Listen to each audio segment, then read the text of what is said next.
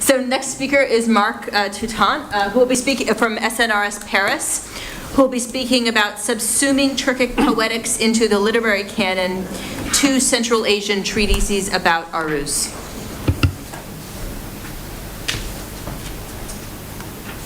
Okay, great. Thank you very much. Okay. Okay, 2 important phenomena influenced the course of the cultural and intellectual history of Central Asia: multilingualism and the evolution of a literary style. Arabic was an intellectual lingua franca. Persian and also later Turkic were the languages of belles lettres. If authors were multilingual, the texts they produced were conventional. During the Timurid period in the 5th century, a poet writing in Turkic was expected to use Persian thematic materials. By the 15th century, both Persian and Turkic poets used the Arabic quantitative system of metrics rather than syllabic systems basic to their own languages. In becoming a literary language, Turkic assimilated the generic system of Arabo-Persian literary and practice. There are 3 major texts that deal with prosody or aruz. The first one is the Funun al-Balagha, composed by Ahmad Hudaydod Tarazi. The second one is Mir Alisher Nawawi, Mizan al-Azan. And the third one was written by Babur, the founder of the Mughal dynasty in India. Today I will focus mostly on Nawawi's treatise.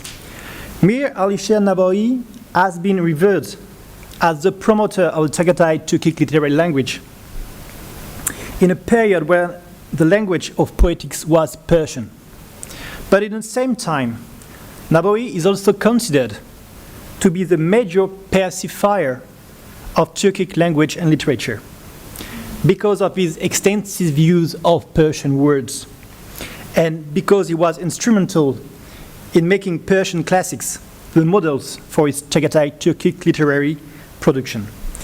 His treatise about aruz was designed as another means to integrate Turkic literary genre into the framework of Persian poetics. But before we examine how Nawawi used a prosody treatise to do that, let me remind you of some of the issues facing Turkic poets with the aruz system. Central Asian Turkic language does not recognize vowel qualities, vowel length, and brevity or accent as rhythmic elements. So the traditional prosody of the Turkic forms before the adoption of aruz,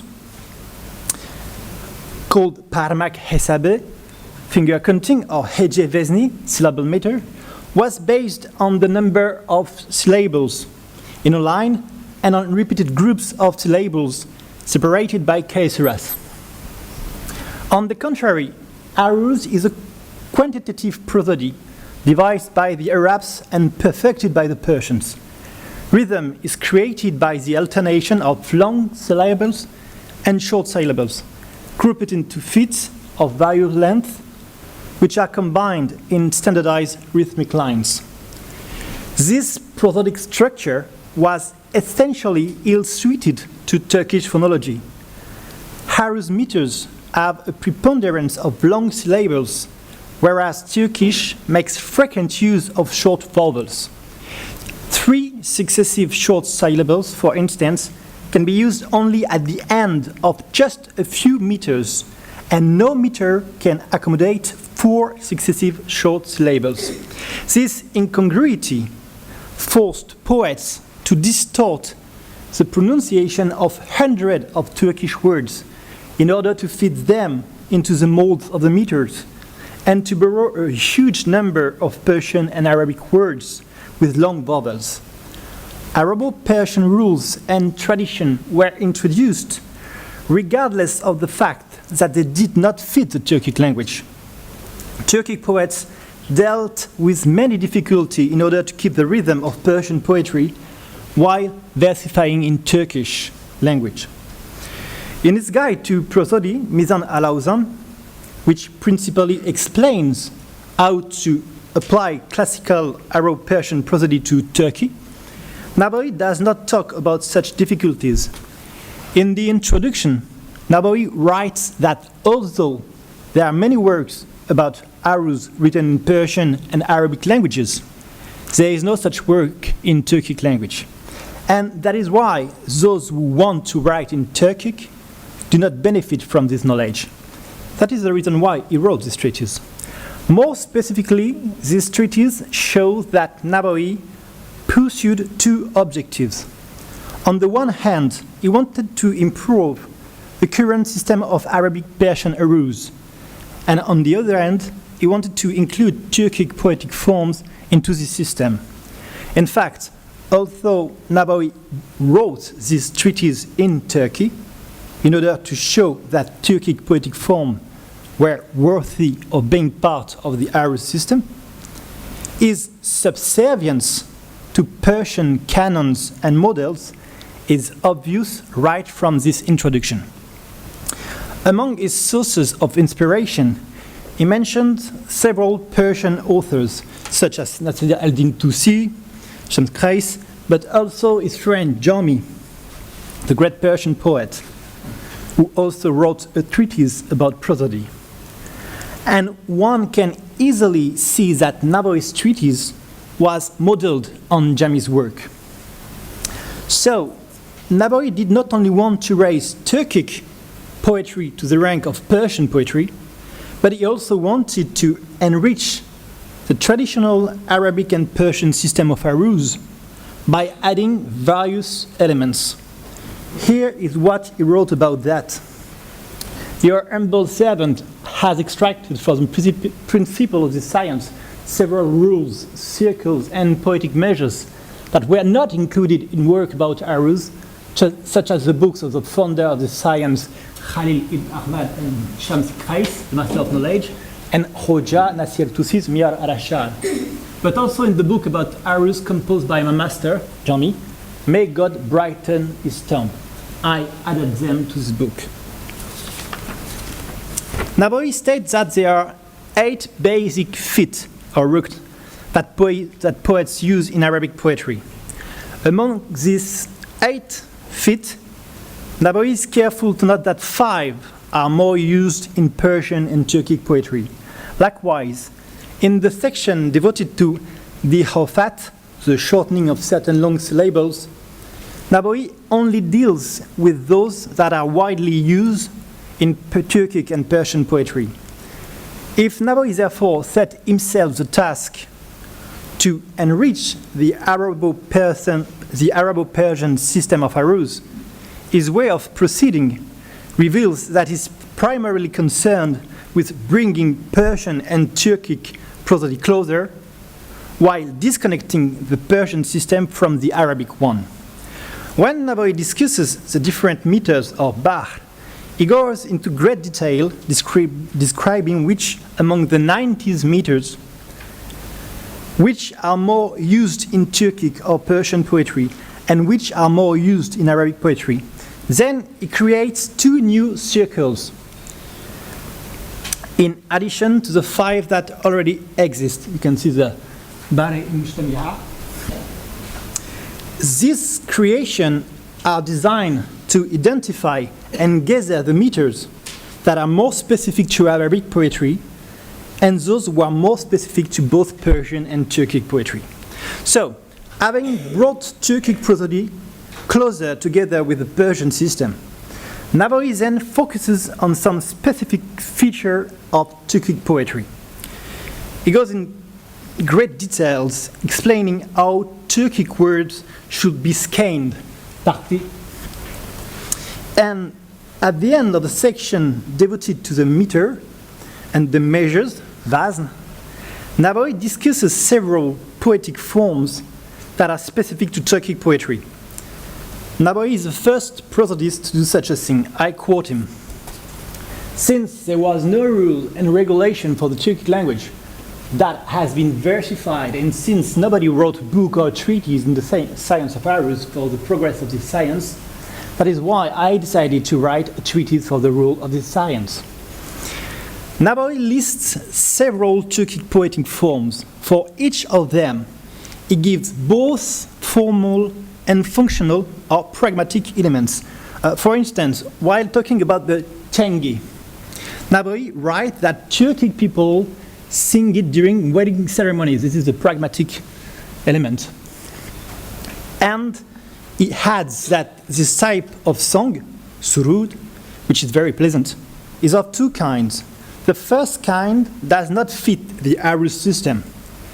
For the second kind, a bait is written in the meter Munseri Marfi Makuf, and they use the word yor as a radif. Here is an example. Qaysa chamandin asab qalde saba yor yor ki demedim tushtu ot janamara yor yor. As you can see with this example, Nabawi did not want to maintain two separate systems. For the Turkic poetic forms, he adopts a metrical specification within the Arabo-Persian Arus system of metrics to replace their original Slavic specification. Therefore, he sets up a sort of unified, non-language specific system for generic categories. A case in point is the way Nabawi deals with the Tuyurk. The Tuyurk is today regarded as specific Turkish poetry. And in another work entitled Muhakamat al-Lughatain, Nabawi acknowledges the genre to be specific to the Turks. It was first composed in a Slavic meter of 11 syllables. The first formal definition of the Tuyurk was advanced by Nabawi in his Mizan al-Awzan. Nabawi refers to its popularity among the Turks, particularly the Chagatai people, as a meter in which songs are composed in their gatherings. Of necessity, a Tuyurk must contain two baits, 1-2, and its meter must be Ramali Musaddasi Maqsur. It is mentioned that a desideratum is the use of tajnis, or homonymy. Of interest is the fact that the Tuyurk is thus described only in terms of Arabo-Persian prosody. In this regard, Turkologist reminds us of two things. First, the Ramali Musaddasi Maqsur matches the 11 syllabic Turkic meter. Second, the tajis is a poetic device that is perfectly suited to the structure of Turkic language.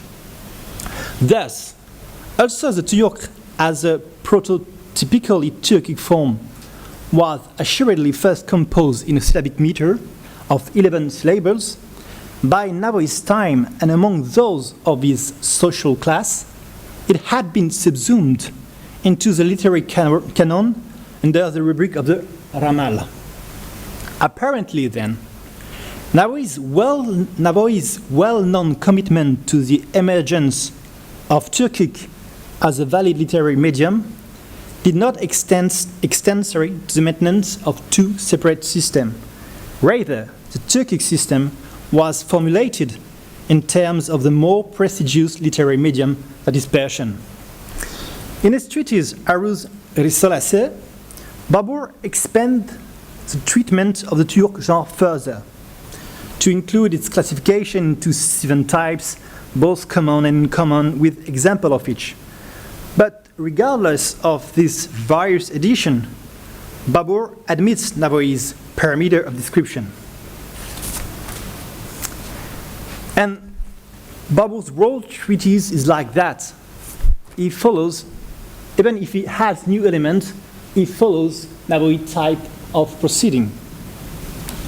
In conclusion, I would like to quote what Mehmet Capelli, the famous Turkish scholar, said about the two treatises in an article that was translated in French and published in a European volume dedicated to Turkology in the 1960s.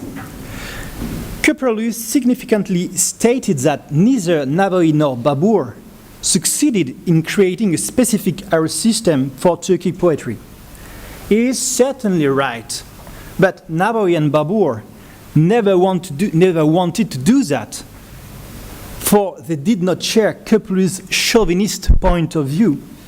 At a fundamental level, Nawawi wanted to apply Perso-Arabic meters to the Turkic languages in order to raise the Turkic language to the rank of Persian. To do that, he had to Persify the Turkic language he used just as much as he could. That is why, as at the beginning of Mizan al-Azam, he made this distinction between Turkic language and Chagatai. He said, I have written in the Turkic language, Turk Tele, and in every rule in which they showed ornament and embellishment to the maiden of the meaning, I turned to Chagatai phrases, Chagatai Lavde, so that the aforementioned tongue will be the basis of language and expression that had not been used by any author and had not been applied for any scribe before. The phrase Chagatai Lavze refers to an elaborated, highly Persianized language which is used to decorate Turkic language. Thus, the study of Mizan al-Awzan helps us solve what appears as the paradox for European commentators of Nawawi. If Nawawi was at the same time recognized to be the most important representative of Chagatai Turkic poetry and the major persifier of Turkic language, it was because, for him, the low prestige of Turkic, especially as compared to Persian, made it necessary to persify Turkic prosody and poetry. So, by revealing the complex interaction between Turkic and Persian languages, these treatises of prosody challenge the Eurocentric point of view, which, as shown by Capelli's statement, still fails to consider the importance of Turkic poets' subservience to Persian canons and models. Thank you very much.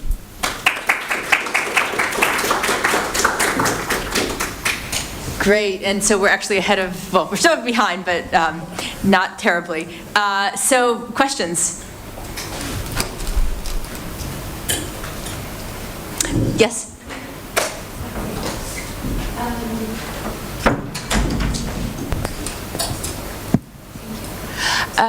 I thank you for your presentation. I really appreciated it.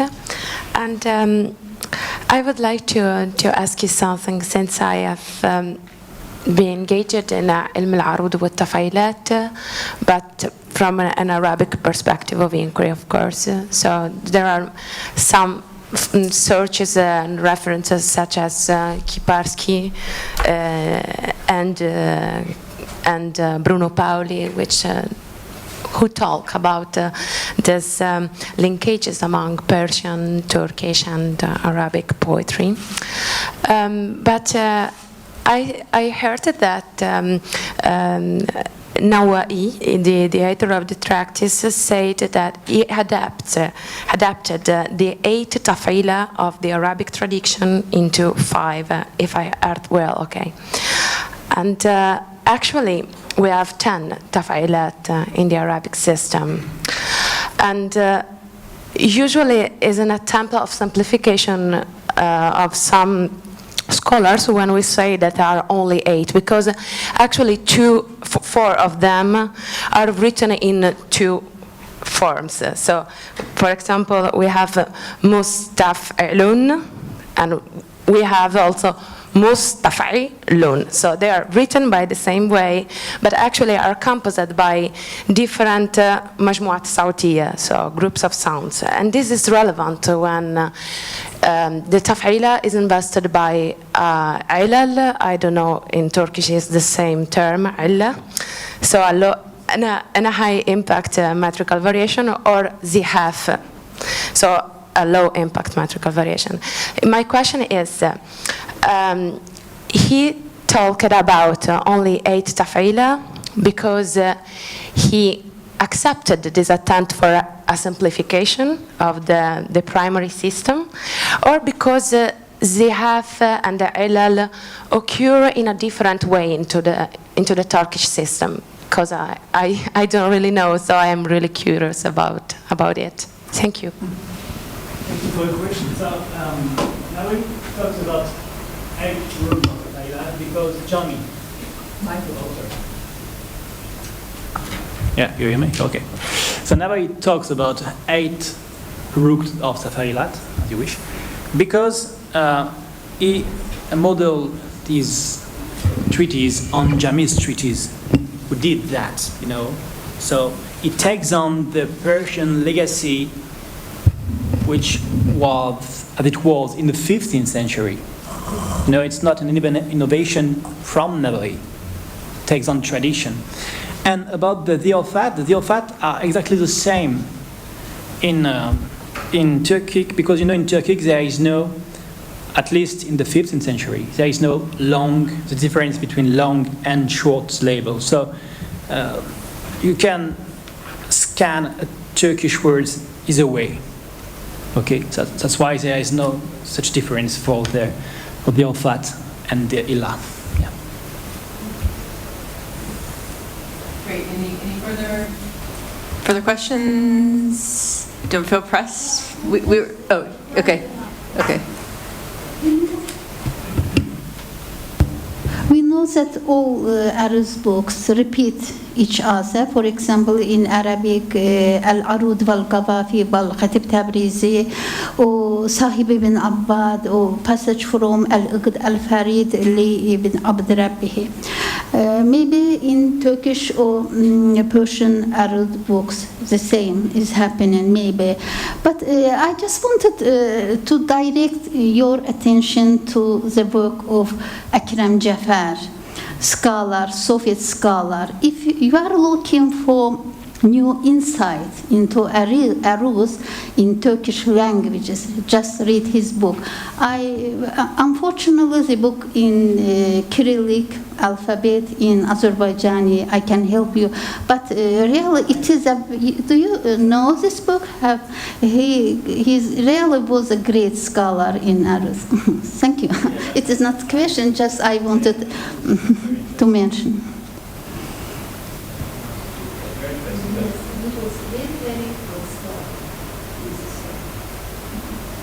Great. Are we ready to move to the next panel, or the next speaker? I think it would be good since we're still late. So next speaker is Murat Umut Inan from the University of Ankara, who will be talking about Ottoman poetics, theories and practices of poetry in the 16th century Ottoman world.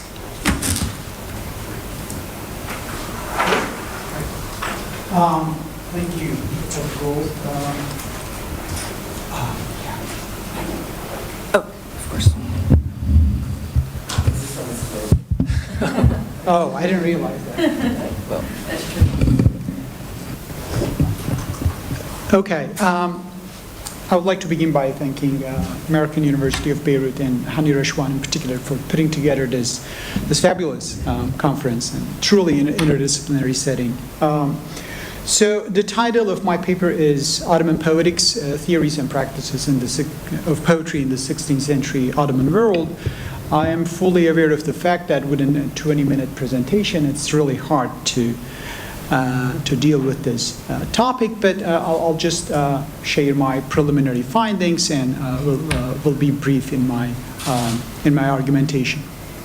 So first, I would like to start by saying that, well, I became interested in issues of imitation, appropriation, translation,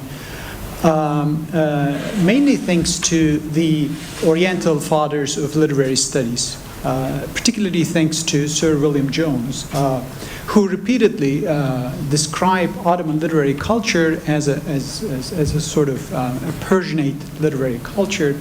And then we have a series of other scholars, among whom we have Sir Wilkinson Gibb, right? Yeah, probably Gibb. Yeah. He is the first major Ottomanist, actually, who wrote a history of Ottoman poetry. It's a 6-volume book. And when you flip through the pages of that history, it's all about how Ottomans, quote, strove for centuries to write nothing else than Persian poetry. It's all about Persiocentric treatment of the Ottoman poetic world. So So nurtured by all these Eurocentric and I'll say Persiocentric discourses, I started looking at actually how Ottomans studied poetry, how they understood the processes of imitation and translation and appropriation, and what they thought about poetry. In a recent article, I looked at the issue of imitation within the Ottoman context, particularly Suleiman the Magnificent's appropriation of Hafez poetry. And now I'm getting more into the question of how poetry was conceptualized and practiced within the Ottoman context, how they understood poetry and how they studied poetry. So, back to my paper. The 16th century not only marked the flourishing of Ottoman literary culture, where reading, studying, and writing poetry enjoyed prestige and popularity, but also witnessed an increase in theoretical and critical writings on poetry, as well as in biographical works on poets. The Ottoman production, circulation, and consumption of poetry reached its apogee, particularly under Sultan Suleiman I, better known as Suleiman the Magnificent.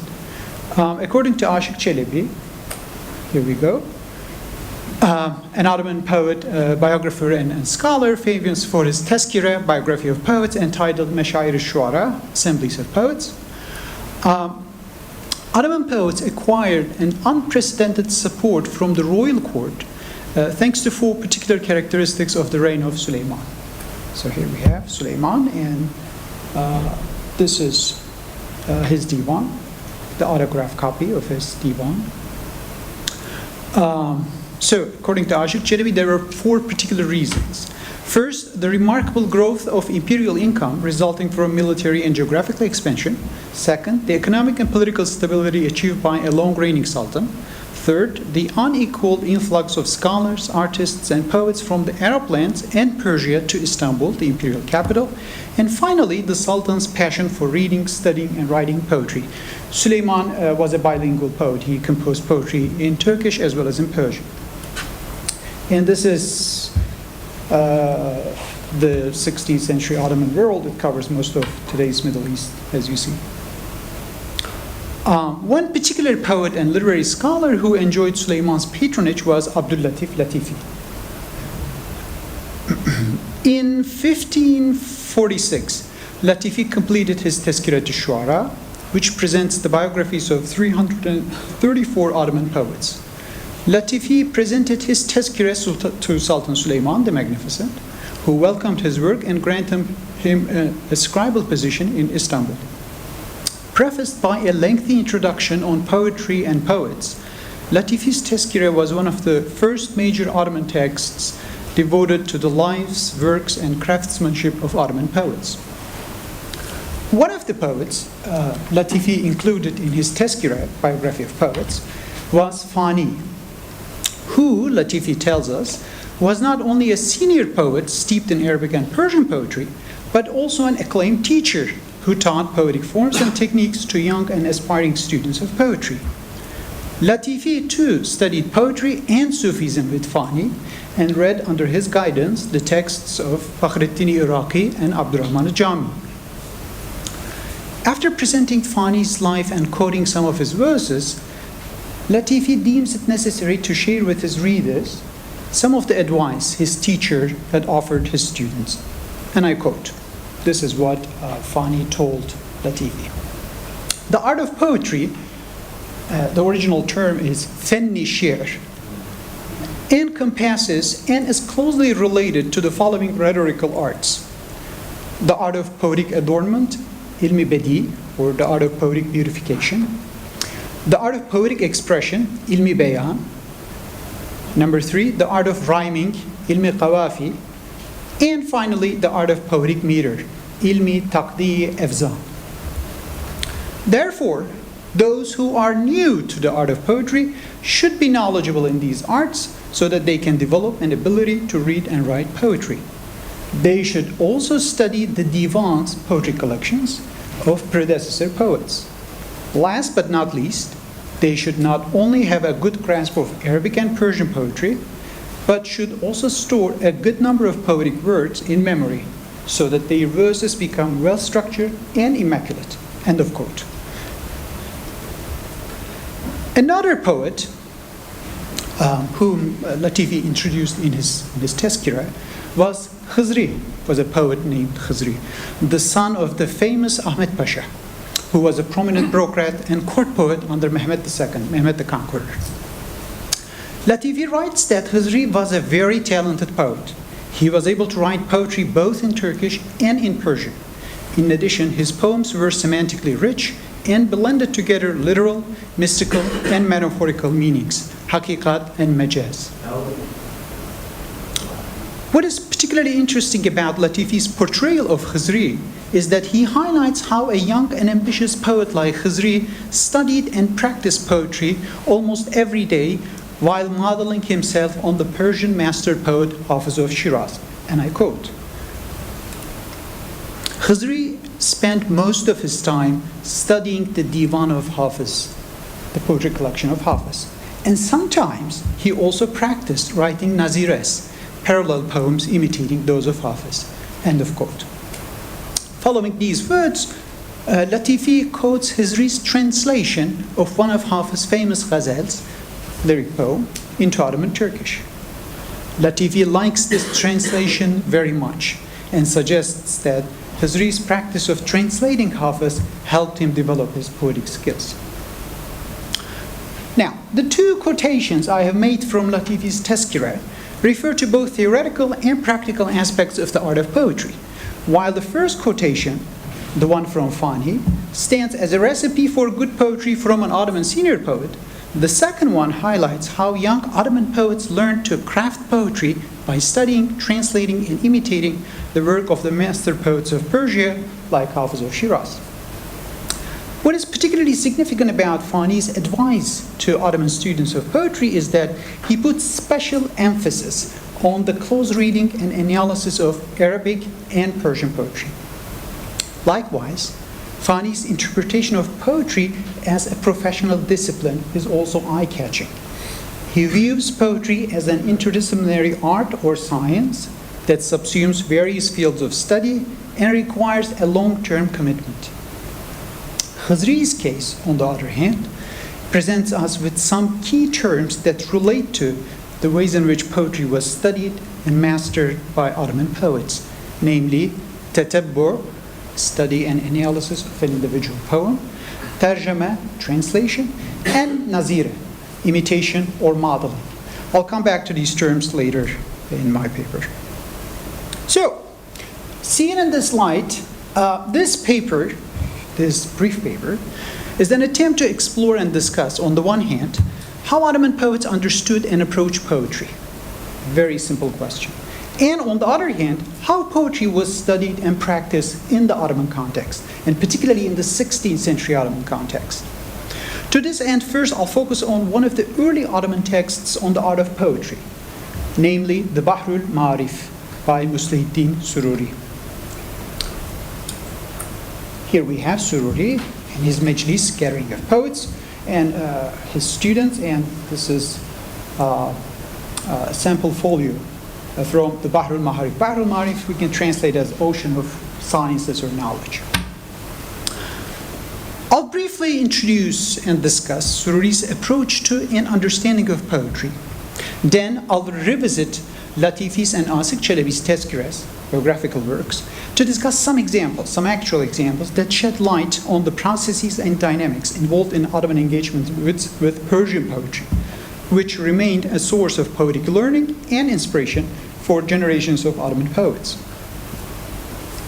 My argument here is that the rise of poetry, both as a prestigious profession and as a specialized discipline in the 16th century Ottoman world, can be better understood within the context of the making of Ottoman literary culture under the patronage of sultans, members of the court, and the imperial elite.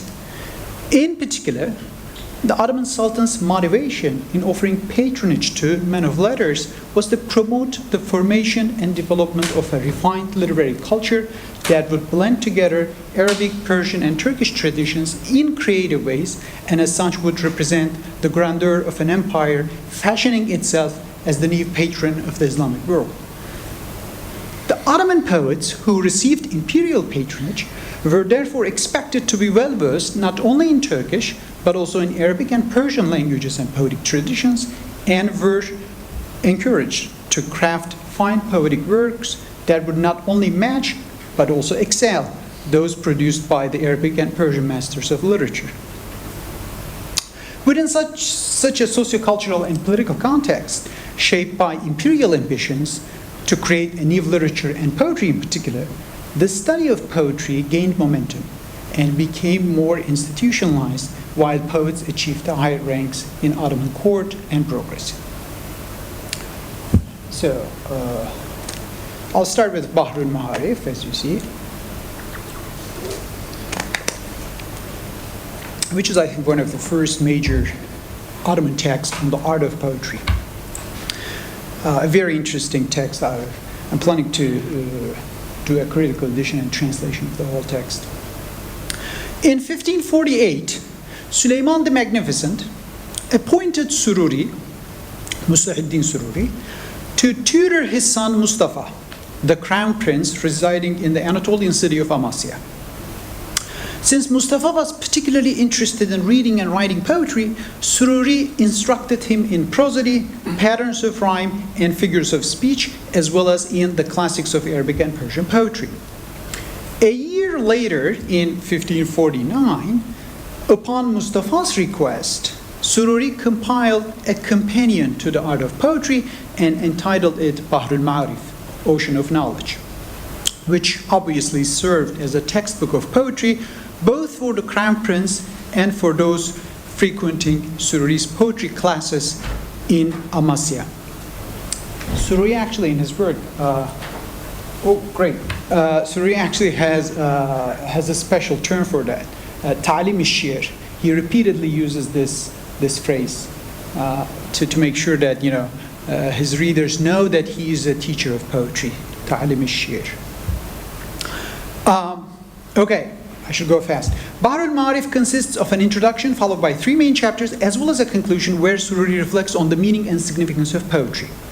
The introduction focuses on key poetic terms and concepts before providing an overview of the art of prosody. Here, Soory also gives a definition of poetry and of poetic forms. As for poetry, he writes that, quote, lexically, the word shi'r, poetry, means to know. As a term, however, it refers to a verbal expression that's both well-balanced and meaningful, end of quote. To give another example, he defines the ghazal as follows. The word ghazal refers to a poem that consists of 5, 7, or 9 verses focusing on the theme of the beloved, implying that the ghazal is the name of both a poetic form and a poetic genre. In the first main chapter, Soory introduces and illustrates patterns and techniques of prosody and rhyming through a variety of examples carefully selected from Arabic, Persian, and Turkish poetry. The second chapter is devoted to figures of speech. What is also noteworthy about this chapter is that Soory largely draws on Rashid ad-Din Watwad's famous work entitled Hadaiq al-Sihr fi Daqaiq al-Shi'r. Professor Gold talked about that in the morning, which is one of the early Persian balagha texts. The third chapter is the longest chapter, where Soory explains and illustrates the similes and metaphors commonly used in conjunction with the theme of the indifferent beloved and the desperate lover. And again, in this chapter, the reader is presented with plenty of sample verses from Arabic, Persian, and Turkish poetry. But perhaps the most interesting and significant part of the Bahr al-Ma'arif is, surprisingly, the conclusion, which Soory calls Khatimah, where Soory shares his perception of poetry and elaborates on the benefits of reading poetry, referring to the Prophet Muhammad's words, which reads as, Inna min ash-shi'ri li hikmatan, poetry contains some wisdom. Soory especially focuses on how poetry transforms and empowers the intellectual and spiritual capacity of a human being. Here are some of his reflections on poetry. I'll just read my quotes. This is what Soory says, quote, one benefit of reading poetry is that it enriches your knowledge and deepens your understanding. Another benefit is that if you have a knowledge and understanding of poetry, then you can understand the miraculously intricate texture of the Holy Quran. Poetry stimulates your soul, fills your mind and heart with love and passion, and leads you towards the path of the true beloved, the divine. Reading and writing poetry helps you to refine your disposition and character and achieve a level of spiritual maturity. Then, Soory raises the question of what is good or ideal poetry. he formulates the way he understands poetry as follows, and I quote, "The art of poetry is achieved by creating meaning, ma'na. A poem that lacks meaning is nothing but noise. Meaning, on the other hand, is nurtured by words, and those words lacking eloquence are like animal sounds." Finally, I should also point out that Latifi agrees with Soory's conception of poetry as an artistic composition that operates on at least two semantic levels. In the preface to his Tezkire, Latifi understands poetry as kalam zul vejhayn, meaning a linguistically articulate expression that has two faces or aspects, majaz and haqiqa. Therefore, for both Soory and Latifi, a good or successful poem is the one in which the ma'na-i majaz, metaphorical or visible explicit meaning, meaning that signifies a worldly setting, and ma'na-i haqiqat, the intended mystical hidden meaning, are intertwined together in the hands of a dexterous poet. I don't know how many minutes. One or two. Okay. I'll just just to give you an example of, the forms of studying and practicing of poetry, I'll just mention two examples and then finish. Right. One particular poet Latifi discusses at great length is the above-mentioned Ahmed Pasha, the bureaucrat of Mehmed II, and the father of history. Almost all of the literary scholars of the 16th century think that Ahmed Pasha owes his poetic success to his passionate and detailed study of the classics of Persian literature. Latifi is no exception. Commenting on the thematic and stylistic aspects of Ahmed Pasha's poetry, he writes as follows, and I quote, "Ahmed Pasha extensively studied almost all of the divans compiled in the Persian language. He closely read almost all Persian poetry, paying special attention to figures of speech and tools of poetic ornamentation." Latifi also adds that Ahmed Pasha regularly practiced translating from Persian poetry to sharpen his poetic style and enrich his repertoire of poetic vocabulary. So these are the major terms we see regarding the forms of studying and practicing poetry. These are coming from Latifi's Tezkire. Finally, I am about to finish. Right. Finally, when we turn to Aşık Çelebi's Tezkire, we further discovered that Ottoman poetic study focused on the work of 7 Persian poets, whom Ottoman poets took as role models and viewed as master poets. Each poet was studied for different reasons. To illustrate this, Aşık Çelebi refers to the words of an Ottoman poet named Yetim. According to Yetim, these 7 Persian giant poets were first Jami, number 2 Nevai, number 3 Rumi, then Sadi, Nizami, Hafez, and Khosravi Dehlavi. Jami was studied for the intricacies of love. Nevai was studied for musicality and poetic rhythm. Rumi was studied to master the Mesnevi form. Sadi, how to pepper your poetry with wisdom and wise sayings. And Nizami for poetic unity and eloquence. Hafez, the beauty of language. Khosravi Dehlavi, how to create an emotional tone that touches the heart of your readers. So these were the major 7 Persian poets, Ottoman poets focused their attention. And this is, finally, this is one of my recent discoveries in Istanbul. This is a translation of Hafez poetry, and it was used as a textbook in many Ottoman classrooms. As you can see here, we have prosody going on and the translation. This is a late 16th century Ottoman translation of Hafez poetry, and then other poets, young poets, studied the text. We can talk about that later. Thank you.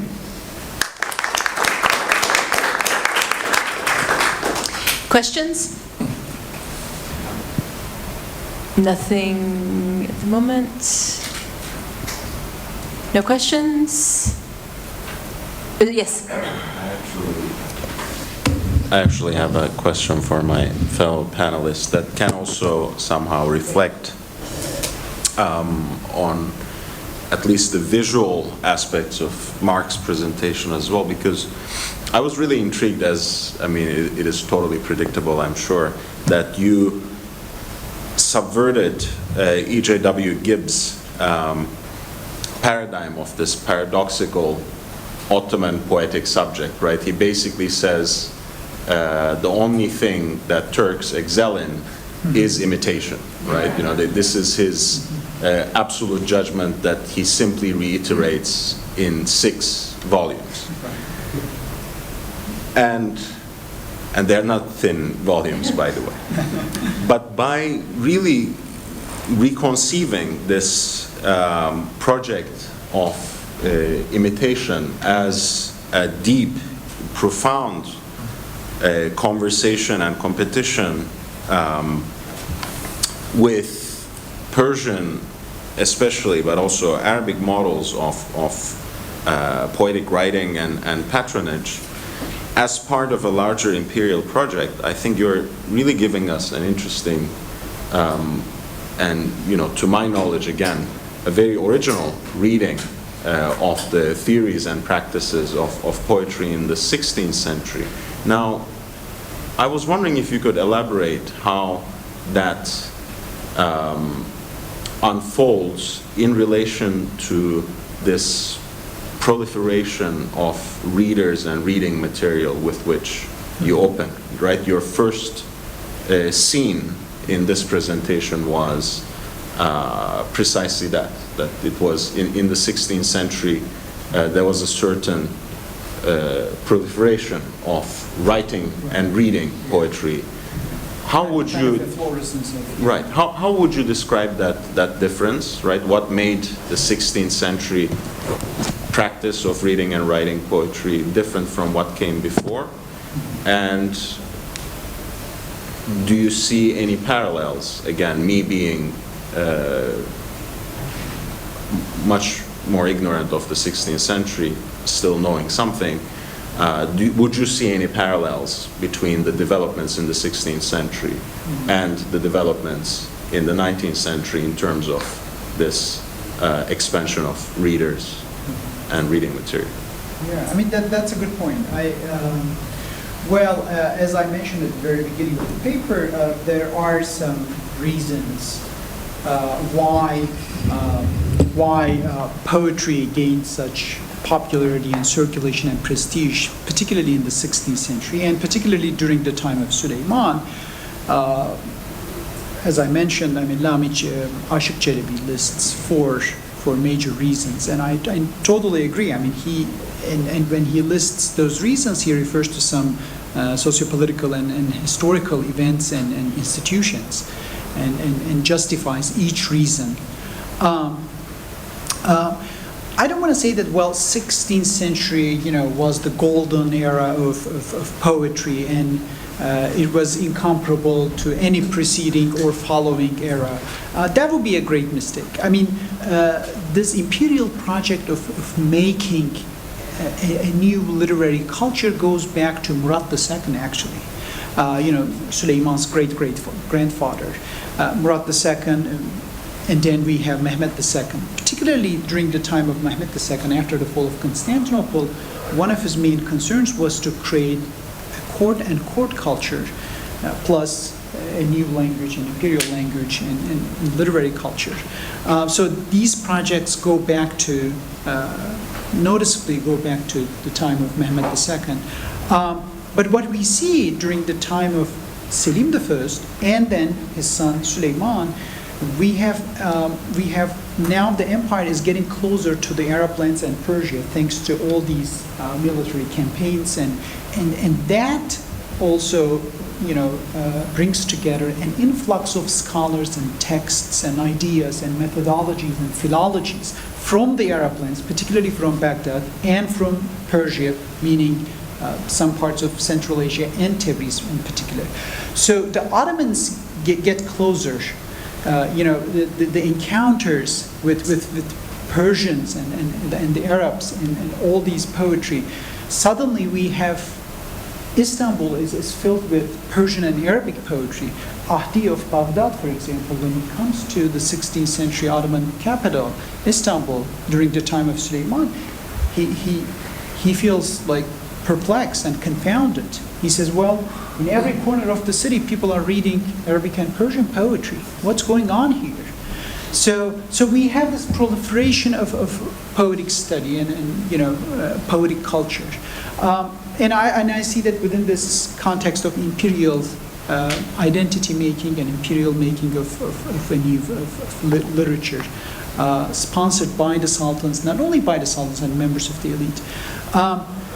As for your, the Gibb problem, or the question of, the Gibb's portrayal of the Ottoman world as a Persian-centric world, I think it's problematic mainly because of the fact that Gibb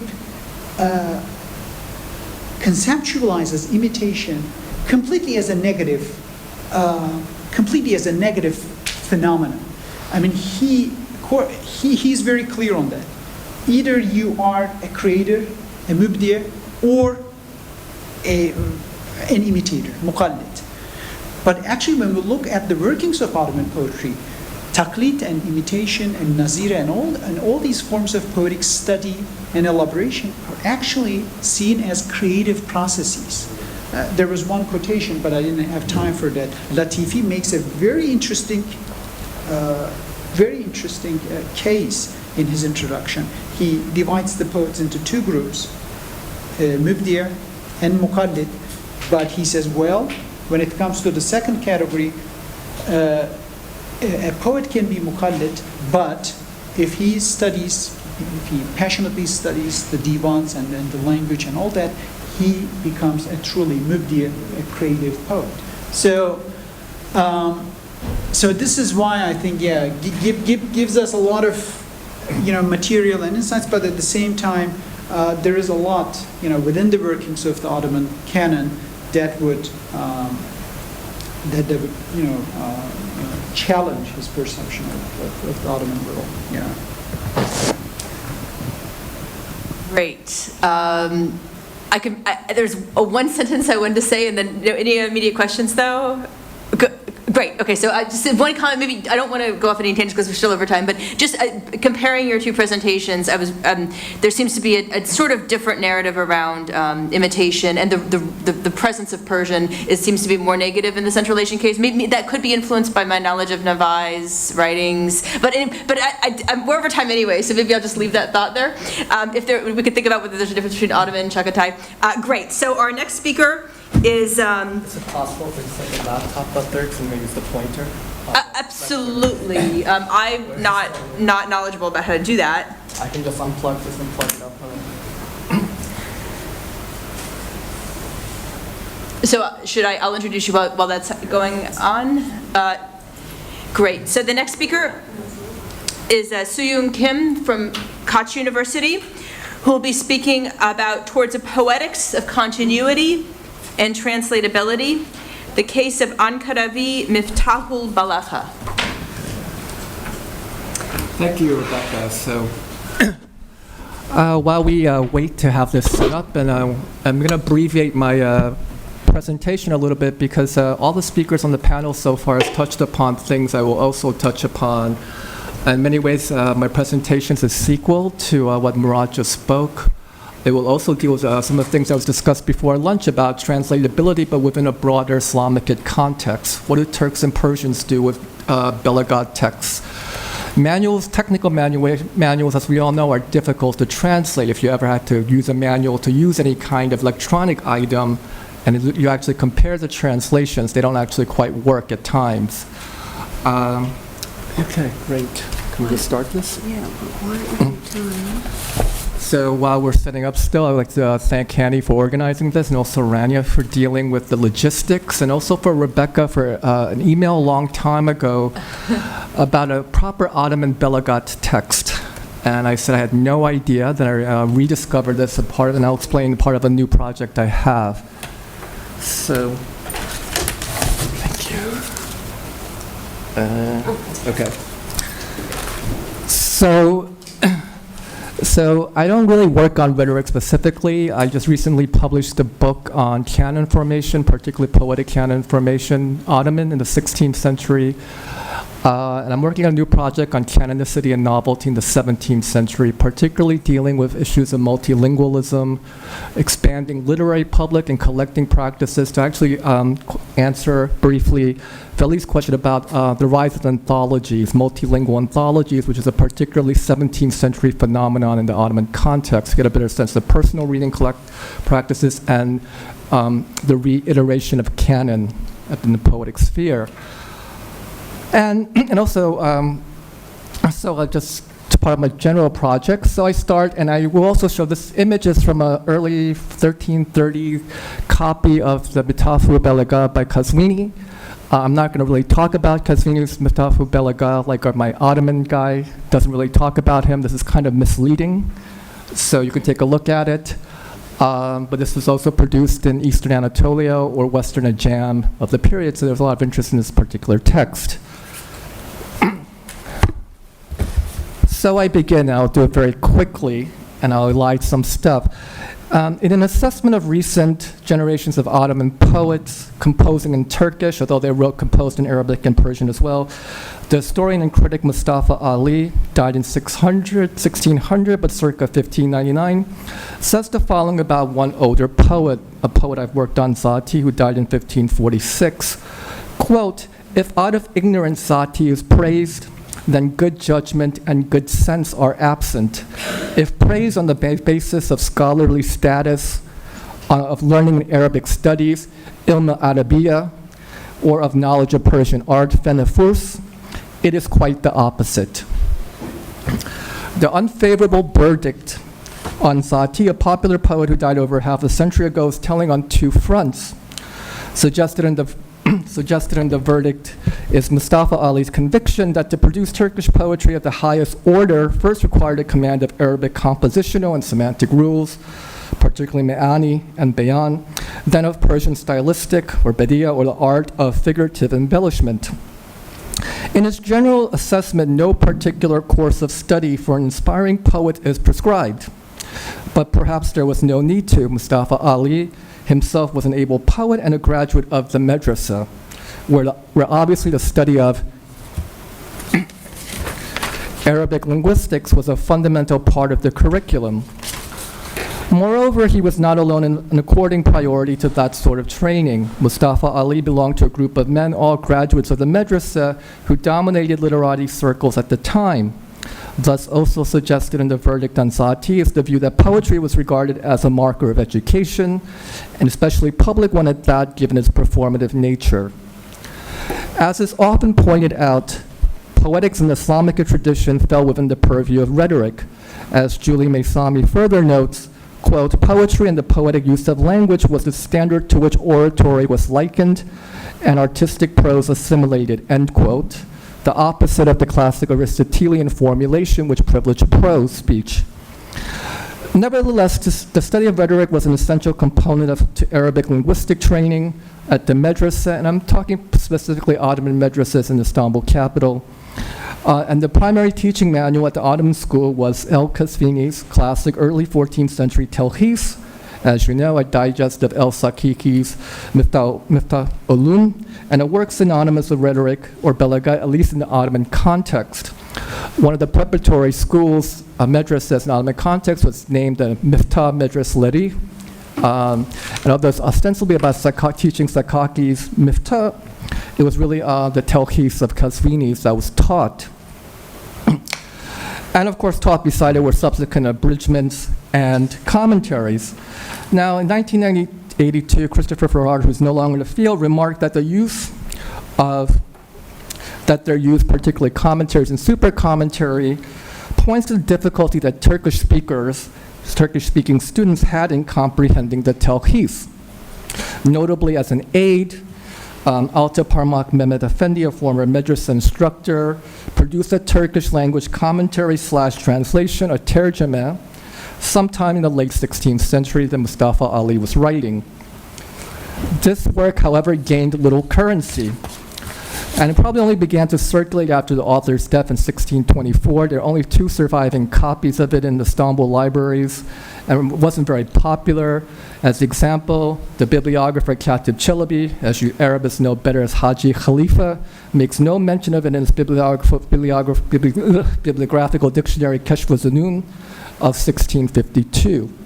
The works, no one talks about the work, and even having looked at it briefly, it's a terrible translation. It's not really a commentary, and it points to the difficulty of translating technical manuals. If students learning rhetoric had no readily available Turkish resource prior to the 17th century, they had recourse to a 15th century Persian work by Mahmud Gavan, his Manazir-u-Insha, originally produced in the Deccan in India. Before continuing, and also as sort of a comment to Murat's presentation, I should mention that by available Turkish resource, I mean works that specifically deal with rhetoric, as exemplified by the telkhis, thereby excluding manuals concentrating on the technicalities of versification, like Soory's Bahru Ma'arif of 1549, and it's described that way by Katib Çelebi.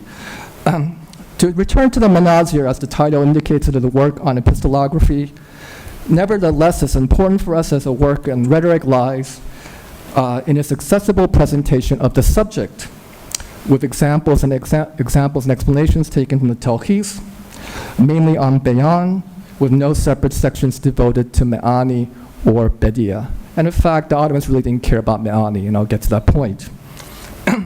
To this is added a maqama, or chapter on different sections, different forms of poetic composition and verse composition, followed by another on prose style. The Manazir achieved a level of popularity among Ottoman literati to the extent that the biographer and scholar Taşkırpuzade, in his Mital Saada of 1558, a bibliographical work, gives notice to it. More significantly, the Manazir would serve as the basis for what we may deem the first proper Turkish manual on rhetoric, Ankaravi's early 17th century Miftah Belaga, and the focus of the remainder of my paper. Now, the Miftah Ankaravi, who died in 1631, who supposedly composed poetry in all 3 languages, was likely produced sometime after 1610, when he became the sheikh of the Mevlevi Hane in Galata in Istanbul. So if Bilal's here, Rumi makes his appearance once again.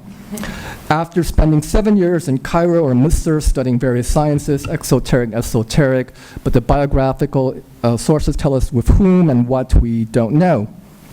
Ankaravi was a rather prolific writer, producing 33 works that we can safely attribute to him, chiefly on Sufism and in Turkish, and best known for his commentary on Rumi's Mesnevi. He also compiled the Divan of Poems, where we don't have a full copy, except there is a partial copy in the Vatican of all places. And that said, he was held in high regard by his educated peers. For example, Katib Çelebi, a junior contemporary, states that his knowledge of most of the sciences was unrivaled. Regarding the Miftah, an account of how it came to be written down is given at the beginning. Ankaravi relates that two of his students, who happened to be descendants of Rumi, had trouble understanding the telkhis, and he produced a work to assist them. And I'll give you the translation. However, this is from an 18th century copy. I couldn't locate a contemporary copy. There are about 14 copies available, and 3 on Topkapı. And it's actually kind of a pain in the ass to look at on short notice. So, how does this work? Okay. So it starts from sort of here and ends at the top. And I should have done a better job like Mark and cropped it a little bit, but this is on short notice the best I could do. So I'll quote, this is a translation.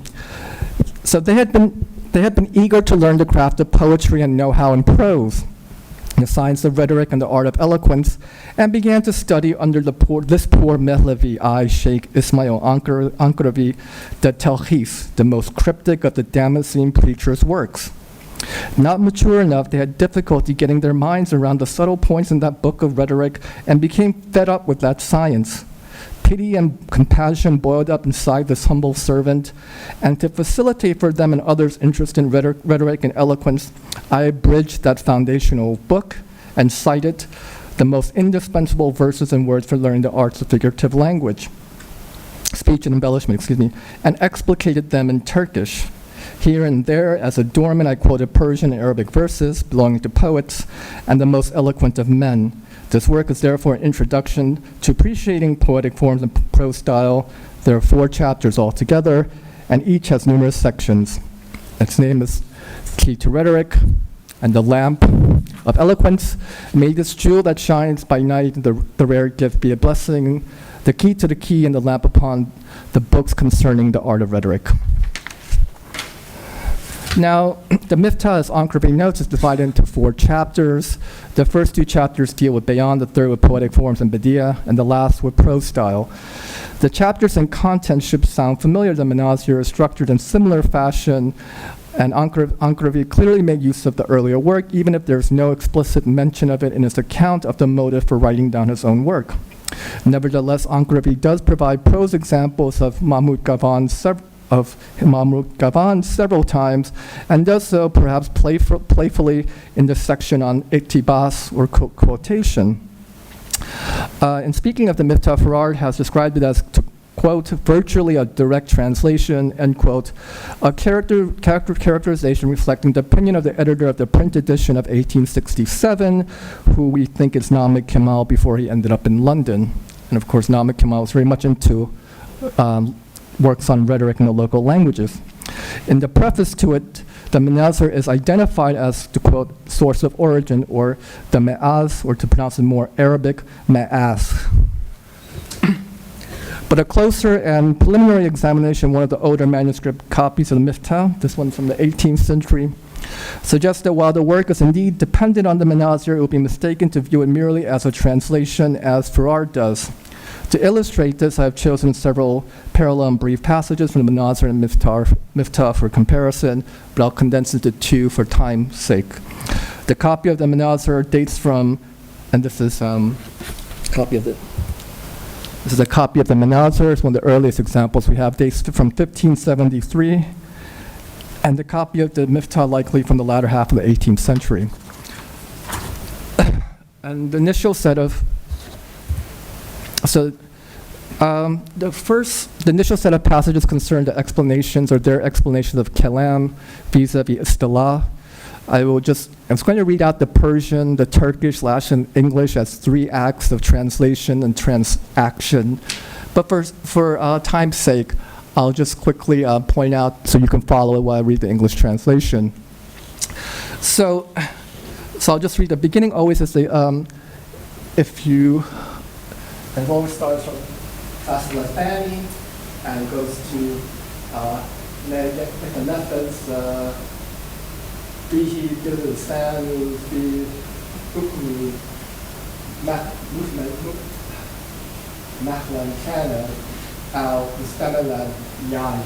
The Persian comes. So that's the typical formula of the work. So it gives a phrase, and these are the phrases from the Talqis. And so more or less goes like this. And I can read out the Persian, but you can ask later, but I'm going to quickly go through this. The Turkish is similar. And so we're talking earlier about translatability. We might think about yani as this very important term for explaining things. So he starts here, as he quotes again, man with the lafaz, etc. And here uses demekle, yang in Turkish, right? So similar ways. And basically, the translation I gave was, and I'll give you the English based on the Ankrabi version, is technically described it by saying, quote, ma yatalaffaz bihi al-insan aw fi hukmi muvmelan kana al mustamalan.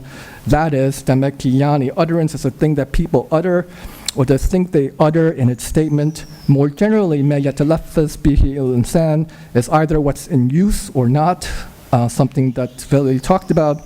The value of the phrase fi hukm is that includes what's inferred, pronouns, that since what's inferred is uttered in a statement. Ankaravi's description is a near verbatim translation or adaptation of Gavan's, albeit in more simpler and clearer terms if you're a Turkish speaker, although if you're a Turkish speaker, you would understand the Persian as well. In fact, Ankaravi does this as a rule throughout the first 2 chapters dealing with Bayan. And I have another example dealing with Paris, which sort of ends this section on Bayan. It's more of an approximation and direct translation, so it really depends on what he's describing or explaining on the part by Ankaravi. If there's a particular Turkish idiomatic phrase, he'll use it. We'll move on. So I will say this very. In his chapters on poetic forms, Bedi Ankaravi is likewise dependent on Mahmud Gavan. For instance, Gavan quotes in full as an example are not surprisingly a ghazal of Hafez. The poem stops, Isbisheno in nuktaki khodra zagam azade kuni, khon khoriger talab ruzia na nihade kuni. And he cites it, but he also gives his own Turkish poetic examples, and they're not translations. In fact, they're to accentuate. But he doesn't do that for every poem, and he also mentions that for particular examples like the ghazal, he doesn't give Arabic equivalents because the ghazal as a form is a particularly Persianic form. Moving on, to conclude, that said, by this chapter and what follows, Ankaravi's purpose in writing the Miftah becomes clearer. Unlike other chapters, the final one, while still relying on the Manazir, does not concern prose style. Rather, it combines material on Insha from the first and last chapters of the Manazir in quite an abridged manner. So basically, Ankaravi drops out all the part on prose, more or less, at the end. And what's distinguishing part about Gavan's work is that the whole part about Sedge in particular is dropped out. So so what he does is, what I'm suggesting is, Ankaravi's aim was not just to reproduce Gavan's work in Turkish as Farrar would have it. Rather, I suggest the Miftah should be seen as a javab or jawab, or response to the Manazir, in which poetry is no longer subsidiary to prose, which Ankaravi literally addresses at the end as the rhetorical enterprise, but as the raison d'etre for rhetorical enterprise. And hence Ankaravi reinserts the inextricable link between poetry and rhetoric. Now I have to address a couple of things. I'm going to say this very quickly, and so why does a work like Ankaravi come in the early 16th, early 17th century? So Murat talked about biographical writers, and there's the last of the classical biographical writers, Riazi, who produced his Tezkere in 1609.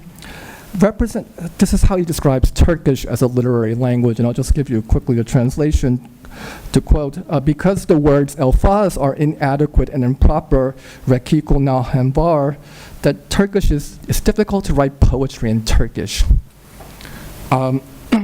In other words, while Ottoman poets had no anxiety of influence, they certainly had an anxiety of language that persisted at the turn of the beginning of the 17th century after a canon had been formed, as Murat sort of discussed with all these sort of pedagogical tools. So, and Riazi goes further. He cites this famous line by Jami that goes, Aslamani manist mani tavani der ibaret chu futad nuksani. The English translation is, when there's meaning in the root, deficiency in expression isn't a sin. I sort of like, okay, Turkish, yeah, has had problems, but it's okay for us to write. But what's interesting about Riazi's, the introduction, is that all the poetic verses he cites are all Persian, and they're more or less contemporary. So as Murat said, in the period of 16th century, we had an idea of canon. In fact, one of the poets he cites, and he doesn't mention who they are, so you have to really track these verses down. It's one by Soory of Turkish, who's a poet from the Deccan, who's best known for his Sakiname from the end of the 16th century. Now, I find it curious that the Ottomans were interesting things coming out of India, but of course Mahmud Gavan was still heavily read in Mughal India. So what does this suggest? It suggests that Persian the Ottoman poets were still interested in Persian as competition, and particularly coming out of Mughal India. It's interesting that, and also something that that was mentioned earlier, that there's a 17th century work on rhetoric translation Persian coming out of Mughal India, that in fact, while the Ottomans were interested in Ilm al-Arabiya, ultimately they were still focused on Furs. And this work, the Ankarabi's work, is kind of a misleading work, but ultimately there's a renewed interest in language. And that, and the implications of that, I'm still thinking through how might relate to Sabke Hindi or Taze Gui, as Ferenc talked about. But it's only at this time, as far as I know, that there's an attempt to produce a proper work in rhetoric in a local language that would have a wider audience, and one that actually makes sense. And one that does, and for people who are Persian and Arabists, it's not about accurately translating these points. As we talked about earlier in part of the discussion, it's something that Alexander brought up. It's not, they never try to translate the technical terms. They're only focused on explaining yani, what's explainable and what's actually accessible to their local audience, and one that's not, at least in the Ottoman context, outside the madrasa. Thank you. Sorry.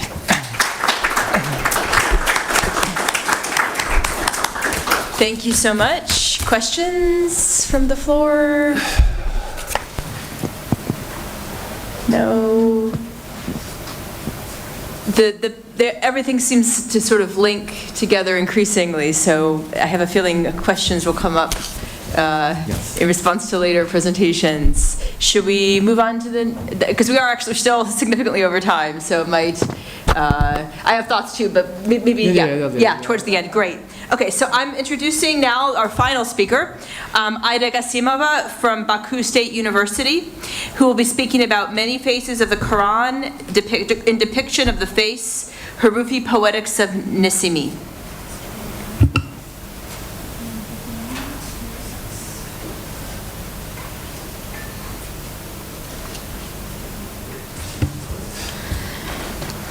My presentation is a part of my project entitled Quranic Symbolism in Depiction of Facial Features in Azeri. What? Is this the This is, yes, this is part of my work. Yes, all these eyes, eyebrows, yes, this is right. Quranic symbolism in depiction of facial features in Azeri Turkic Sufi poetry. In my previous articles on this subject, I argue that Quranic symbols in Azeri Turkic Sufi poetry first of all depend on the natural mode, function, and dynamics of shape and motion of a depicted feature. This natural shape, the natural shape of the features of the face served as a main criterion in Sufi philosophical interpretation of Quranic images according to the following factors. First, number, the singular nature of mole, dual nature of the coupled eyebrows, innumerability of the curl, as you see first picture, which is made of many individual hairs, produce relevant images. Shape and appearance. The general appearance and configuration of facial features also broadens the horizons of poetic imagination. For instance, symbols relating to the eyebrows, my second and third pictures, photos, include the elements of a circle. Therefore, semicircular arched brows called for such mythologisms as a bow, Kabe Gausein, the half moon, Shakkul Qamar, the letters Nun and Qaf, etc. Color. This factor is one of the most important aspects in terms of the use of Quranic images in classical Azeri Turkish Sufi poetry. Redness of the cheek indicates God's manifestation. Blackness of the curl are associated with special Quranic motifs. Motion. The more dynamic a feature is, the more intensive and meaningful are its images. From this point of view, the curl, lips, and eyes, with its dynamics of shape, motion, and aroma, produce a great number of poetic images and esoteric meanings. A Associated elements. There are a number of elements associated with facial features such as tears, 5 and 6 photos, the breast 9, the aroma of the hair, the luster of the eye. Luster of the eye, I had 12. Yes. The luster of the eye, which are also illustrated alongside the features of the face, giving these images more flexibility and embellishment. The present work is devoted to the depiction of the face as a whole, not its parts, and it is a following chapter of my project after studies devoted to the images related to eyebrows, eyes, and curl. The object of the paper is the poetry of Imadeddin Nasimi. Imadeddin Nasimi is one of the prominent figures of medieval Turkish literature. You saw him. This is from movie Nasimi 8, number 8. This is Rasim Balayev starring. Prominent figures of medieval Turkish literature. Although his poetry testifies the variability of his philosophical thoughts, his name associates with Hurufi teaching. The poet was a follower of Fazlullah Astarabadi and a passionate agitator of Hurufism. Nasimi was a martyr who suffered painful deaths by skin and alive that raised him in the eyes of many to a level what happened? To a level near that of sainthood. It seems he was one of the important sheikhs of that heretic sect, and his poetry and personality was so prominent that, as states Ibn Hajar al-Asqalani, even the movement itself sometimes was known as Nasimiya. Nasimi's birthplace was either Tabriz, as Arab sources noted, or Transcaucasia, as claims Salman Mumtaz. The poet lived in a period of the hegemony of Turkish dynasties and suffered from the orthodox inquisitional policy of Egyptian Mamluks, who established their authority over Syria in the poet's lifetime. Nasimi was executed in 1917 by the fatwa of scholastic theologians, as explains Burrell. Not only Hurufi affiliation, as well as some heterodox adherents like I am the truth and al-haq, stimulated his execution. No doubt political considerations also played a part in the action against him. Nasimi was a poet-philosopher whose poetry prevailed over the philosophy. He has had a huge impact on the Turkish literature's intense emotion of his passionate poems gained public favor. These poems were sung in Sufi gatherings promulgated by everyone who just loved good poetry. The focus of the study is the usage of Quranic motifs in depiction of the face in Nasimi's poetry. The face is the most important aspect of speculations in Hurufi thought and the mainstream of Nasimi's poetic outflows. Although I am interested primarily in depiction of the face in general, cheeks, forehead, and as its parts, for full understanding the subject, I start with a few words about importance of human body in Sufi Hurufi teachings. Nasimi's nickname pointed to the spiritual significance of human being. Nasim means breeze, gentle wind, alluding to the Holy Spirit. However, the poet was a passionate painter of human body. Diverse of Nasimi's mystic philosophical views are seen in his thought on the soul and body. In some poems, maybe under the influence of Neoplatonism, the poet considers the body a prison for the soul.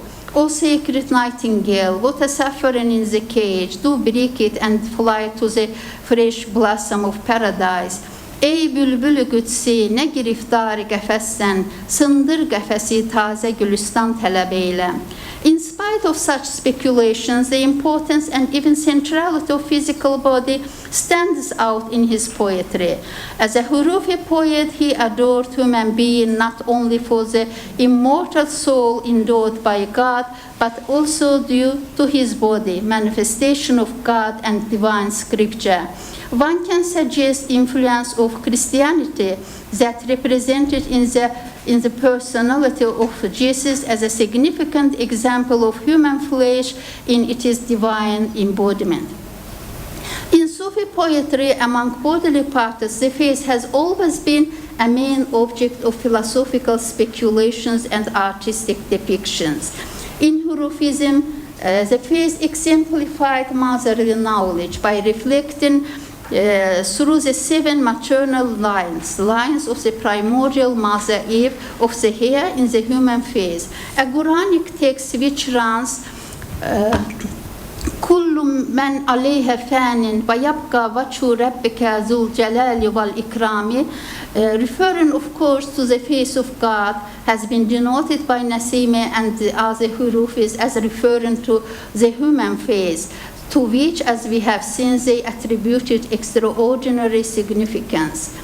According to Hurufis, the human face itself was a holy writing mentioned in the Quran, in the phrase وَكِتَابٍ مَسْتُورٍ فِي رَقٍ مَنْشُورٍ, by a book scribed in a parchment unfolded. In accordance, Nassim says, 7 ayats have been written by the immaculate hand of God. 7 lines were drawn on the parchment unrolled. Skin is a highly anthropomorphized image in the Quran. As we see, it is a deified element in Hurufi heretic interpretation. Obviously, man, book, universe conception of Hurufis is seen in the architectonics of Arabic language and indicates its antiquity in the minds. For instance, Basharat, skin, Bashar, man. Adam, first man, Adim, skin. Both Adim and Sahif have such a definition as the upper layer of earth from the soil of which the first man, Adam, has been created. Apparently depicted above, metamorphosis like human Quran, human scripture, derived from pre-Hurufi mystic philosophical thought. The Kabbalah, which is one of the prerequisites of Hurufi teaching, depicts the process of writing as an anthropomorphic action. The pen is represented like phallus. The ink dropped from the edge of pen was likened to sperm, while the paper to the woman's womb. In Fadullah's teaching, 2 aspects of human scripture are observed. The first is metamorphosis of human being into divine scripture, and the second, metamorphosis of book into human being. Such a metamorphosis is seen in the Quran, in the phrase وَلَدَيْنَا كِتَابٌ يَنْطِقُ بِالْحَقِّ, and in كُلُّ شَيْءٍ أَحْصَيْنَاهُ فِي إِمَامٍ مُبِينٍ, in the meaning a clear book. All these pointers have been evaluated in Nassim's poetry. In the line below, the poet claims that the Quran speaks via his tongue, but he unites the image of the lover himself and the beloved, Fadlullah, expressing the idea of union with the universal perfect man. Nassimi and Fadl is a speaking Quran today. The mystery of Yazdan, the light of Subhan, and the word of the Quran have been revealed. These obscure arguments were evolved into a presentation of canonical symbolic patterns in the poetry to such a degree that the highly embellished style subsequently overwhelmed the metaphysical Hurufi speculations. So if the Hurufism was a relevantly small heterodox organization and its adherents were ignorant, unbeliever, according to Gülpınarlı, and the tenet itself fanciful, absurd, and incomprehensible for Europeans, according to Brown, turned to be a fantastically luxurious source of motifs and images for the poetry. And here a question arises. To what extent these heterodox notions affected the cruelty of Nassim's execution? Why has the poet been flayed alive? You see 13th photo. Flayed alive. One can suggest that importance attached to human skin as a parchment where God's word is manifested might evoke in executioner's mind such a terrible way of execution. Another hypothesis can be execution styles tracing back to old Assyrian tradition. Let us remember also Bartholomew the Apostle from Michelangelo's The Last Judgment.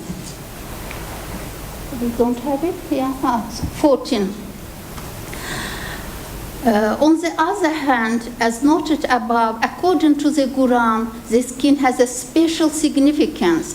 In the hereafter, human skin will testify against guilty men. They will ask their skin, "Why did you testify against us?" Unfortunately, medieval biographers of the poet didn't explain this side of his martyrdom, but depicted colorful picture of the process itself, which portrayed Nassim as a hero who didn't lose his dignity even in facing death. The echoes of Nassim's execution affected the following events. Haji Surh in Isfahan, who led the Hurufi rebellion against Timurid governor, was captured and flayed alive in 1431. The practice was used in Ottoman period against rebels and those executed for political reasons, for prolonging their suffering and agony. Nassim's metaphorical language is not only a rhetorical device, but also an important part of his philosophical thought. Although metaphor in philosophy may be distinguished from the metaphor in poetry by being primarily an explanatory rather than an aesthetic device, in Nassim's case, metaphorical language serves for both artistic and philosophical purposes. The main source of metaphors in the Quran, with its names, attributes, surahs, ayats, narrative passages, personages, and attached letters.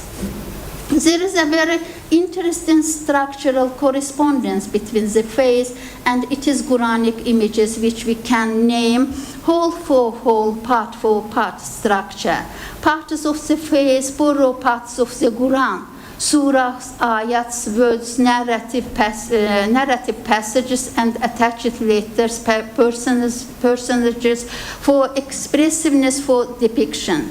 Therefore, while the face in most cases is compared to the Quran as a whole, its parts enjoy excessive chain of metaphors. In lack of theory of metaphor, metaphors involve understanding one domain of substance in terms of a very different domain of substance. In Hurufi poetry, metaphor has some different definition. Here, lack of target domain and source domain are not represented in the different sides of existence, but they are hierarchies and strata of the oneness, demonstrating the union of beings.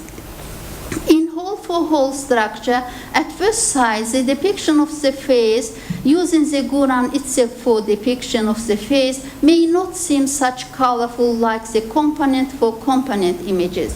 Bertels directs attention to the richness of the metaphors of the coral, relating it to the corals being Sufi symbol of Kasrat, while the face being the symbol of absolute, oneness of God, which doesn't offer much room for poetic speculations, because transcendent is undepictable, but immanence is imaginable. The Quran emphasizes this contrast by saying, لَيْسَ كَمِثْلِهِ شَيْءٌ وَهُوَ السَّمِيعُ الْبَصِيرُ.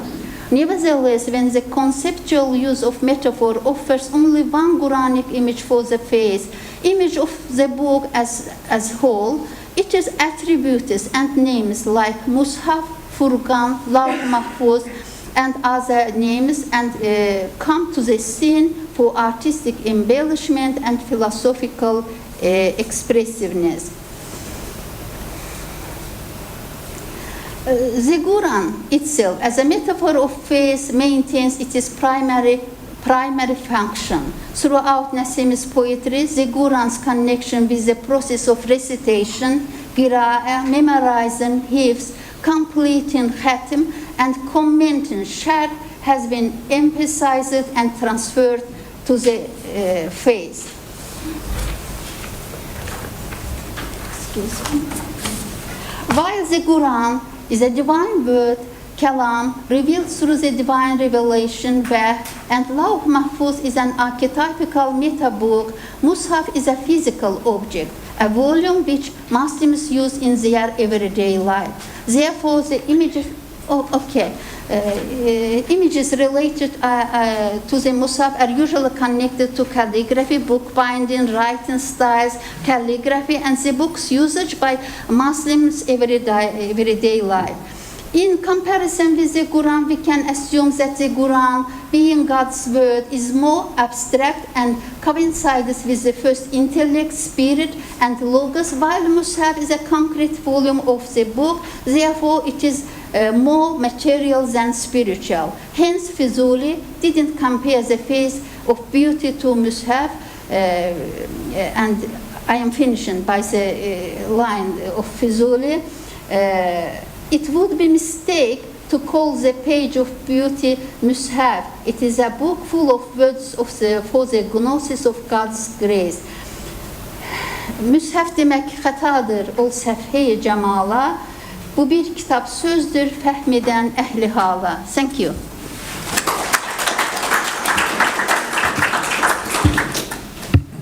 Questions? We have about 5 minutes, 4 minutes, less than that, 3 minutes.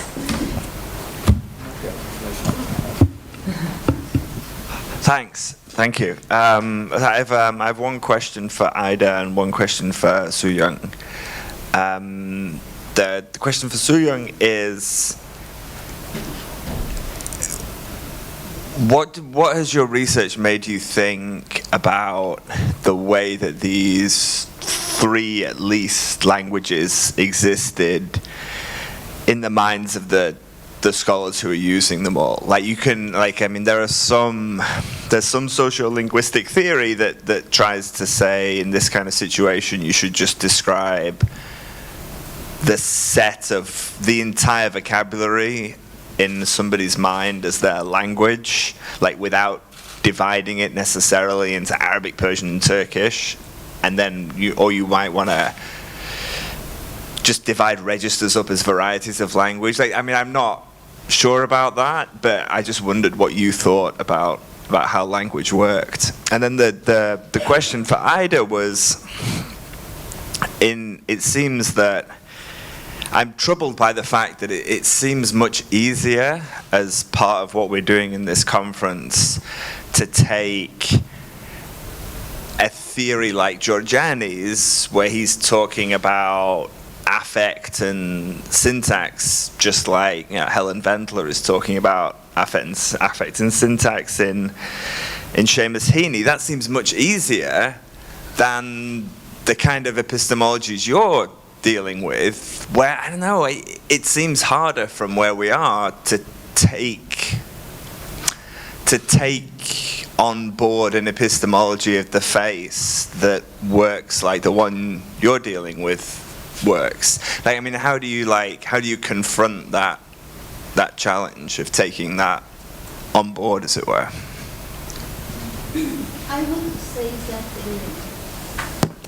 my object of the study, Nassim's poetry, it is not some kind of appropriate for both European, Eurocentric theory, and I would say even for Giorgiani or Ibn al-Mu'taz, Qudama ibn Jafar, because if you paid attention during my presentation, I was using the words embodiment, metamorphosis, like comparison, compare it, because this is some kind of unconscious mind of poet to sing about things. This is expression of union God, human being, sacred books, and macrocosm, universe. They are consist like wahdat al-wujud, and therefore devices of they use devices of balagha. Yes, they use, but giving them inner meaning, symbolic meaning. We have to confess that some specific features was opened by Giorgiani about metaphor, and it is being a part of human everyday life. Metaphor is not confined only to literature. We see metaphor, as Zen Lakov said about that, in our everyday life. Metaphor has a meaning, inner meaning, and it connected to ma'na. Therefore, we see a lot of metaphors and other. But I say in Hurufi Sufi poetry, even tahyil wa ta'lil overwhelmed most used devices rather than metaphors. Ta'lil, tahyil, because this is poetry of philosophical imagination. I don't know I explained or not. So to answer the question as sort of succinctly as possible, so there's a misunderstanding of the purpose of elevated Turkish, at least in the end of the 16th century, because so much is shaped by a number of prejudices in European scholarship and also the way modern Turkish historiography, at least in the cohort by the time Mustafa Ali, I mean, they believed that Ottoman or elevated Turkish was going to be, and then I argue in the book that it's using the Bordelian term of different linguistic markets, is to actually combine it and to offer a universalist lingua franca even to its Arabic-speaking subjects. Learn a little bit of Arabic, learn a little bit of Turkish, and you can participate in higher culture. Now, so ultimately it fails for obvious reasons, but so, and although you have people, so there's conflicted between Arabia, and of course the scholarly language is still in Arabic, so all the bibliographical dictionaries I mentioned is still in Arabic. So as a language of ilm, you still have to produce in Arabic, but when it comes to poetic art, it's Persian. So that tension never disappears. So one way to think about this is what Billy asked, is how, once there's this canon through the biographical dictionaries of creating authoritative figures, how is it received in the larger, what we might call literary public, if not a reading public per se? So there are two ways to look at that, because we have more sources in the 17th century. One is to look at anthologies, both Mejmua defined as anthology, as something, as I mentioned, that's canonical, pedagogical versus personal miscellanies to see, and also looking at multilingual miscellanies, so to see how it's actually understood in a broader level than what the intelligentsia wanted to project, because ultimately it's a particular point of view. So I had a larger project, which is a problem now because of what's going on in Syria, and also it's about access in Dar al-Kutub to look at stuff that exists, because there are multilingual Mejmua in Dar al-Kutub that I know of. And to think about, so it's hard talking about reading versus privileging texts, right? There's certain texts there's certain Arabic poems like Ibn Farid's poetry, Imrul Qais, that's always part of anthologies. Whether the collector actually read it or not doesn't really matter, but it's what they privilege. So these are kind of questions I'm thinking about the newer project. It's really about language still becomes a major issue, and rhetoric's part of that, because what's interesting in the 17th century is that there's a concern about rhetoricizing language again. So there's a well-known example that Hatice Aynur writes about in the Cambridge History of Turkey. There's one poet who goes back to older Turkish works, meaning just from the early 16th century, and starts replacing the Turkish words with Persian and Arabic to make it more rhetorically valid. And they change titles and what have you. So there's always, you can't separate, like, it's clear that the Ottoman literati identified the basis of poetry as belagat, and that's still Arabic. And they're still thinking about, when they talk about the fen, they're really talking about bedia. So they don't care about me'ani because it doesn't really work in Turkish, right, syntactically, just Turkish, as Leila put it, you can't do a subject, object, verb distinction.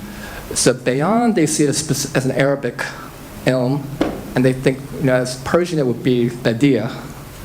So that still works. These are questions I'm interested in too. And how do you historicize it? Because there's a tendency just to talk about, I'm not interested in that. So the harder part is trying to date these miscellanies. So I've talked, I'm working with people who work on codicology, who work on sort of binding techniques that I can give a more specific dating.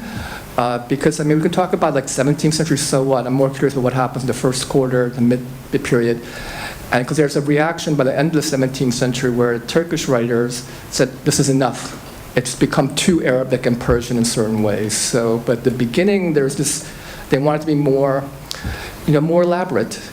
And it's also a marker of social distinction and cultural, what have you. But, these are the kind of questions I'm interested in, because otherwise, how does rhetoric work actual in practice, right? Not just at the theoretical level, because we can talk about, it's clear to me that no one really read, it's clear to me that Telkis is a hard text for someone who's not properly trained Arabic, and they're also having competition with ulama from Egypt, from Damascus, so there's competition. So the Ottomans are never really worried, and ultimately people forget, yes, they're interested in Persian poetry, but their immediate competitors for jobs are Arabic speakers, right? And that never disappears, So they can always claim, we can read Jurjani better than you can. Whether they can or not, but it's a rhetorical ploy, right? So that's really, thanks. More questions? Thank you all for a really wonderfully interesting panel. My question is to the last speaker. I found your connection between sort of skin and human and parchment and so on, what you called metamorphosizing the human being into divine scripture, really interesting. At some point later you made reference to the logos, but I didn't quite catch it, and I guess my question would be, would it be a stretch to kind of think archetypically of what you're proposing here in line with the word made flesh in a Christian kind of sense? Could one draw such a connection, do you think? Can you please repeat your, I didn't quite catch.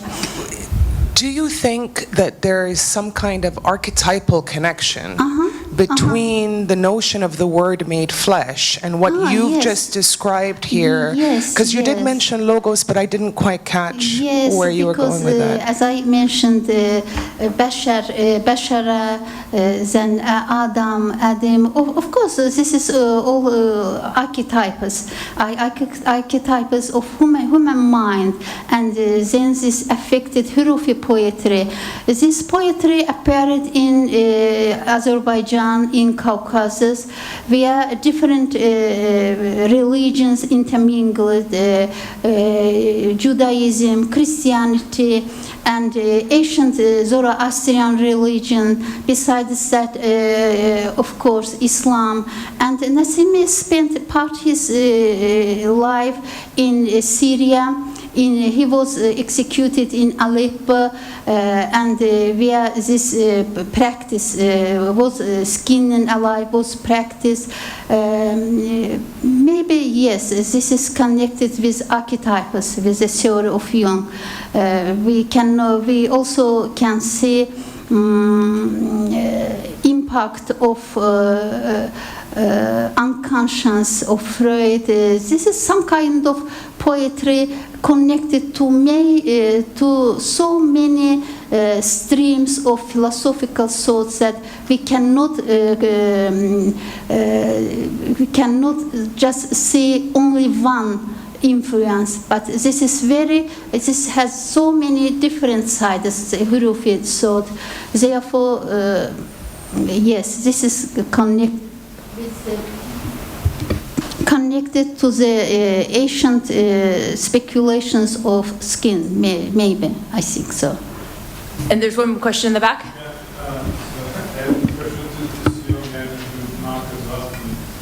I'm sorry.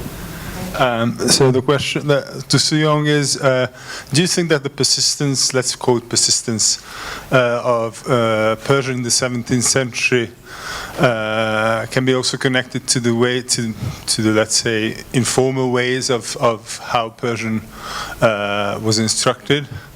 And also, I mean, you also were talking about kind of the disconnect between prestige and actual literary practices, right? But also, so I want to hear more about how Persian was instructed.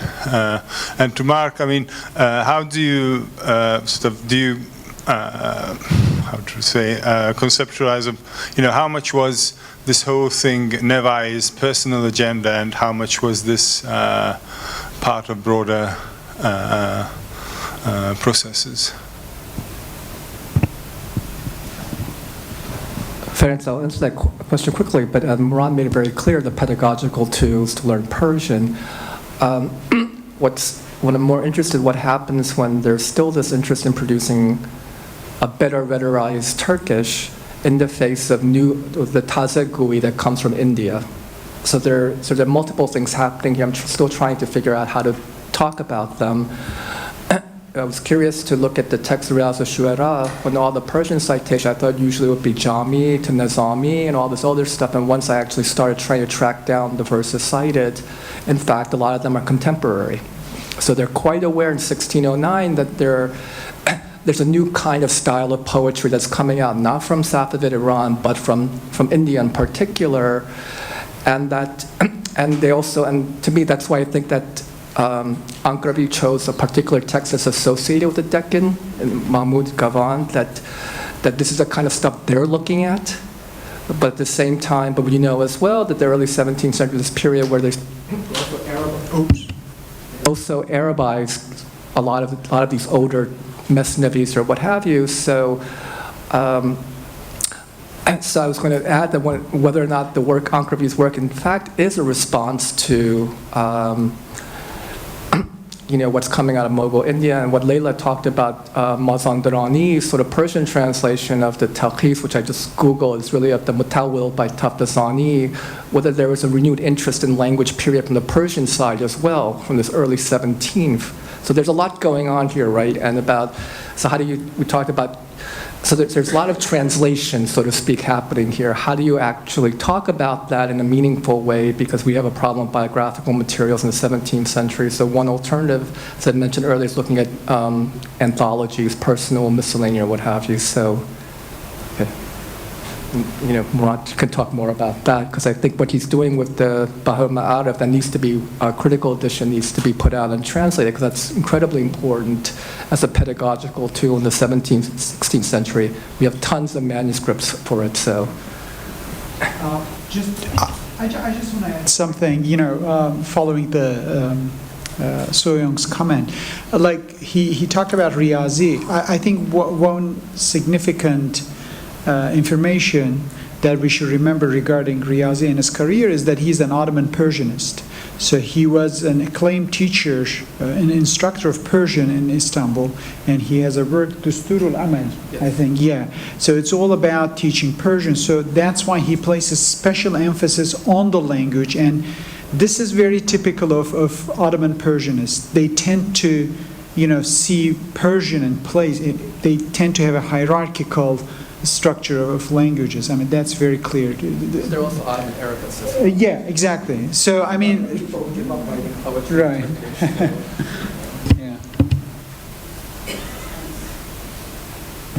So I think there is a great misunderstanding with Nabawi's agenda, because modern European scholars, modern Turkish scholars, modern Uzbek scholars always trace upon that Nabawi promoted Turkic language to the rank of Persian language, and so it was a great model for the Ottomans. Yeah. But what Nabawi wanted to do, he didn't want to create a special system for Turkic language. He wanted to include Turkic language into the Arabic Persian cultural system. So to do this, he had to persify Turkic language that the way it worked, and it was the same problem for the Ottoman, it was the same problem for Fuzuli. If you want to make poetry with Turkic language, you have to put lots of Arabic, Persian words. You have to fit them into the mold of arus. So it was Navawi agenda, and that's how we can understand Navawi. He's a promoter of Turkic language, and it's a major pacifier. And we will see the following with the Ottomans. Maybe I ask you. Well, we're 15 minutes over, so we could continue this discussion over coffee. Thank you so much for the longest panel of the day.